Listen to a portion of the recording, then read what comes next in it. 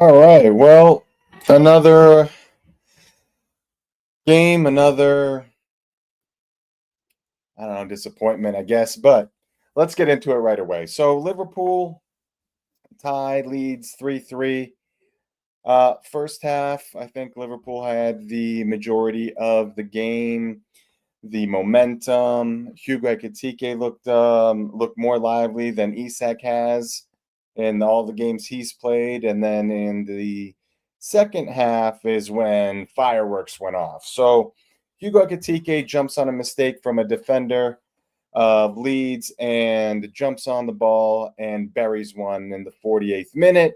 Couple minutes later, he gets potentially fouled going in on goal. The ball kind of sprays out to the right. Liverpool press. Connor Bradley gets on the ball, crosses one in, and Hugo Ekitike is there and puts his foot in harm's way as the goalie and him semi collide. Not really. He got on the ball first and puts it away 2-0. No, that's not it. That's not what happened because that's not all that happened, at least. So in the 70, I believe, third minute, I'm going to take a quick look just to make sure I got that right. Yeah, 73rd minute, uh, one of the Leeds players is in the box on the byline, and Kanate just can't help himself. Slides in, gets him. I think you could say it's a 50-50 chance whether they would call that a penalty or not. Uh, I'm okay either way, really. A little disappointed in just the rash challenge there by Kanate. Just gave him the opportunity for that. And in the 73rd minute, Calvert Lewin, former Everton striker, puts away the penalty. 2 minutes later, this one drove me nuts. Anton Stach is just literally hanging out in the box while now Liverpool, the whole Leeds, Alan, I can't even think right now, um, is just going nuts. The stadium's going nuts, and Liverpool is discombobulated. Now again, they get the ball down the left hand side. Anton Stach is just chilling in the box by himself.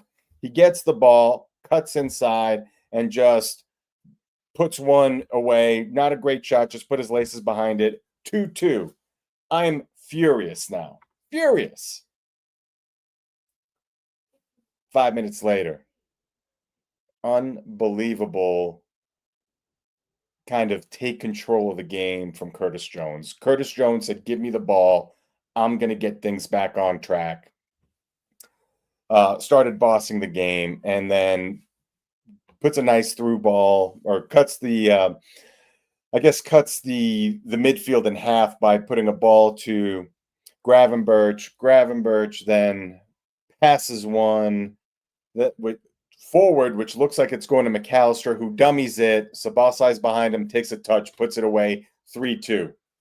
So now we got 10 minutes left. I'm thinking, okay, we can do this. And Leeds is kind of pouring it on. There's all sorts of kind of mayhem everywhere. And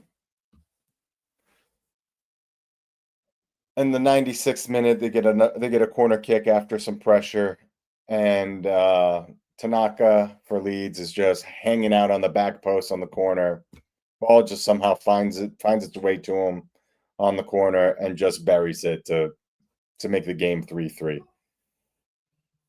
A minute later or so, our buddy Isak has a chance, although a difficult chance, for a header from about 12 yards out. Goes a little bit wide. And the game is just it's difficult for Liverpool now. They're having a hard time defending. They're having a hard time holding on to leads. But it gets you thinking. This has been a problem since the Community Shield. We were up 2-0 on Crystal Palace that game too, and gave it away. So for some reason, the goals that we're shipping seemed to be easy. I wouldn't say Leeds played better than Liverpool, but they took their chances. I'd say their chances were maybe a little bit easier than Liverpool's. But it just seems when we give up a chance, it is just it's just a golden opportunity. They're never too difficult. It's not like we're seeing worldies being scored against us. There has been a couple. One I can think of is Caicedo's in the Chelsea game, but other than that, it's just kind of poor defending and gets you thinking like, Kanate now on a, potentially leaving on a free. Van Dijk's level has dropped a little bit, but he's still a good player. I mean, he's an absolute boss in the air, winning header after header to clear balls out of there. But it goes to show you the Leone injury is really kind of hurting us because game in and game out, we need more central defenders. And Joe Gomez, I guess for some reason, can't get on the field as a central defender. Although I like that we're starting to see him get game time. And I think the last talking point about this is Mo Salah. Offensively, we can say from an overall offensive performance, we look better with Ekitike on, not Isak on. We look better with the Szoboszlai kind of on the right-hand side versus Salah because stuff does not necessarily happen on that side, although both goals came from that side, but I don't think that's anybody to blame there. At least from it's not a Connor Bradley or a Szoboszlai issue. It's Konate issue, and then Leeds Stadium. Why can't I think of the name right now? I gotta make sure I get that right. I said Allen Road. I think that's right. But really, it's really difficult to kind of see this type of performance and this type of result, I guess. Yeah, Allen Road. So sorry for messing that up earlier. Yeah, it's really difficult to kind of see a performance that, from an offensive standpoint, is strong enough to win a game. There's some performances there that you like. Szoboszlai was good. Ekitike was great. Curtis Jones, I thought, had a good game, especially when Leeds came back to tie the game. I thought he said, like I said earlier, he said, "Give me the ball, I'll take control." So I really like the way he played. And then everybody else, so I guess you could say. Konate, thinking about potentially going to Madrid on a free. Does Madrid want him now after all these performances? Do we want him? I don't know. The inconsistency is really tough, especially in a league as tough as a Premier League. You need performances day in, day out. And okay, you can have a bad game every now and again, but they're just way too many from Konate, and it's really hard to kind of stomach it. As we kind of look forward, Inter Milan's the next game on the 9th, which I believe is a Tuesday. I'll double check that, but yeah, it is a Tuesday. You're kind of thinking, is this team good enough? Is this team good enough? We could add 5th place with a win. 5th place. I mean, that's for all the problems that we're having. 5th place would have been a blessing. But instead, we tie, and we're kind of right back in 8th. What's nice is that outside of, City, I get Villa now too, and Arsenal, that 4th spot is up for grabs. Chelsea's trying to give it away. Liverpool doesn't want to take it, but Everton's right, point above us. Crystal Palace, Sunderland, and us all tied. I guess due to goal difference, we have a 0 goal difference. It's 0. We are in 8th, but I guess we could be in 6th. I don't know. What do you guys think?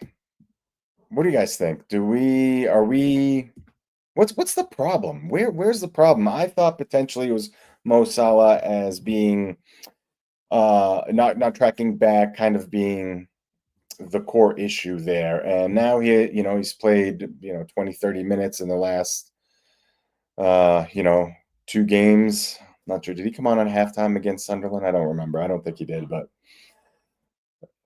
we know that the road forward is without him, unfortunately, and he's a club legend. Absolutely love him. Will always cherish the moments he provided for us, the goals, there's a lot of things to praise about Mo Salah, and he is a club legend. And I feel semi, terrible kind of saying what I'm saying about him, because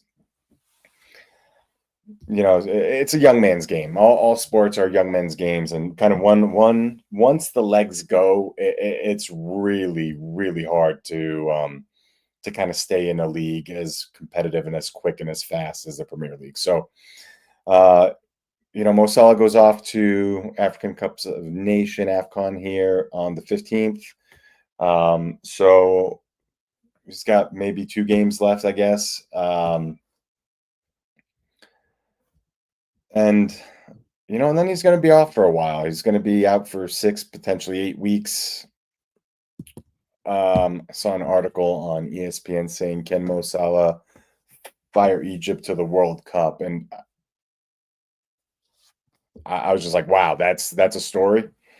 Again, club legend, love him, fantastic player, but time's up. Unfortunately, father time is up for Mo Salah, and coach has always said, is this his last year? He's afraid that this is probably, or not afraid. I guess he just said he thinks this is the last year with Mo Salah at Liverpool, and I tend to agree. Now, January transfer window around the corner. We need to get him. We need to get Gahey. I think that's an absolute must. Um, the team, the team is feeling the heat. They are upset about the result. They are upset about kind of the nerviness. You can tell there's a nerviness about the team, and they don't know how to kind of get over that. And when they were doing the VAR for Tanaka's goal, I was like, just give us a break. I don't even know what happened in there. It looked fine to me. Give us a break. Something weird, and let us get the 3 points, get the boys kind of back on board, get the 3 points, get it behind them, start building some confidence. And, that didn't happen. So, Inter Milan midweek, that team was in the Champions League final last year. I believe that one, let me check here. I believe that one's at Inter in Milan at the San Siro. So that'll be a difficult challenge. And then next Saturday, the 13th, Brighton home. So after the Brighton game, then Mo Salah's gone. And we'll see what happens. I think there is a world where a 4-4-2 happens. Speaking of a 4-4-2, with kind of Vert supporting potentially Ekitike and Isak. Vert's, you can tell the quality in his touches and the way he kind of sees the game, but I feel like the progression of Verts moving forward is him taking control of the game. And what I mean by that is when he gets the ball in the box, making things happen versus kind of, he was playing very, very much 1-2 touch type of game today. But I think the progression of him 1 year, 2 years, 3 years down the road is him actually making things happen in the box, kind of like he did against Nottingham Forest, pardon me, in the goal that he scored that ended up being an own goal. But he took the ball, he took charge of the ball in the box, kind of made a couple guys hit the deck, and got the shot off. Although it kind of squibbed off to the left, it was deflected in, and I think Isak and Ekitike, a 4-4-2 kind of is the way to go for now. But you cannot pull Ekitike out for Isak. You cannot. Ekitike has to stay in the game if you want to continue playing this 4-2-3-1. No problem, fine. But Ekitike has made his claim. He's the one on form. He's the one that provides more to Liverpool, and he's the one that deserves the game time. So as we kind of look forward, the Christmas period, we've got a lot to look forward to. Thank goodness nobody's from a top four standpoint, nobody's actually run away with it. And Villa beating Arsenal today, 2-1. They're at 30 points, which is pretty impressive considering how they started the campaign. They were really bad. They couldn't score goals. So they're in a rich vein of form, but I think we can assume Villa, Everton, Sunderland are probably going to come back to earth at some point and kind of be in the eighth, ninth, 10th, kind of top 10, but kind of be on the bottom side of that versus the top side of that or mid side of that. Now Sunderland's losing a lot of players to AFCON, so I think they're gonna have serious issues kind of staying in seventh. So you kind of look at that. Liverpool potentially being we're not in a bad spot. We're in a bad spot when it comes to winning the league, but we're not in a bad spot to getting Champions League. And I think really, as we kind of look at this team, that's really what the club needs. The money that comes with the Champions League is super, super important. And that's more money that can be put into the team. Now, don't get me wrong, with the World Cup year, I think Liverpool did an excellent job saying, let's not pay the overinflated prices that the World Cup summers kind of bring due to performances of the World Cup. So I like that they did a lot of their business this past summer, but maybe even January is actually a good market because the summer market and the World Cup market is completely inflated. So we'll see. Mark Gahey, please come to Liverpool. It seems like Crystal Palace and Oliver Glasner there. He's kind of putting up a stink a little bit, and at some point, Crystal Palace ownership's got to be fed up. Antonio Conte is another guy that very not similar to Glasner, but he's a guy that he's very emotional when he coaches, and he's like just fires off shots to everybody, ownership, club, fans. Never liked that about him. Say what you want about him as far as being a winner or whatever the case. Like I can't stand that kind of coach that can't really kind of rein in his emotions. Conte is he's a hothead, I think. And but saying that, Klopp had emotions, but he kept it in check, right? He knew how to talk to the media. He knew how to talk to the club. He never insulted the club. He was always aligned with FSG. So, long term, I think we have a lot to look forward to. Short term, we're in a difficult patch for sure, and the patch could last a while. I mean a year. But I've a lot of faith in this team, in this group of players. Slot, I'm not too sure about. I'm not sure what's going on with him. I don't know. Maybe that nerviness is coming from the top, is coming from him a little bit. But Liverpool's not a club just to axe a coach due to some bad results.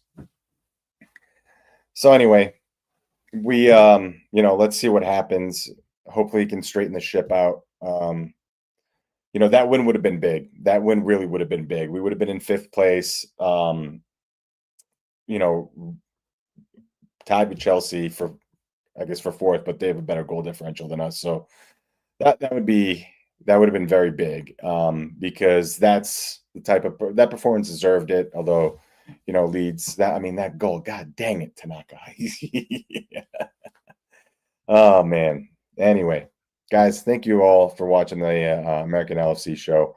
Coach and I will be back at some point later this week or for the Inter Milan game or the next week, and I'm not sure. He's out in Chile right now visiting some friends, so we will see if he'll be available. Anyway, take care, everybody. We will talk to you soon, and go Reds. You'll never walk alone. Let's keep the faith. Let's keep positive. We have every right to be upset, but let's keep positive. We are right there. Take care, everybody.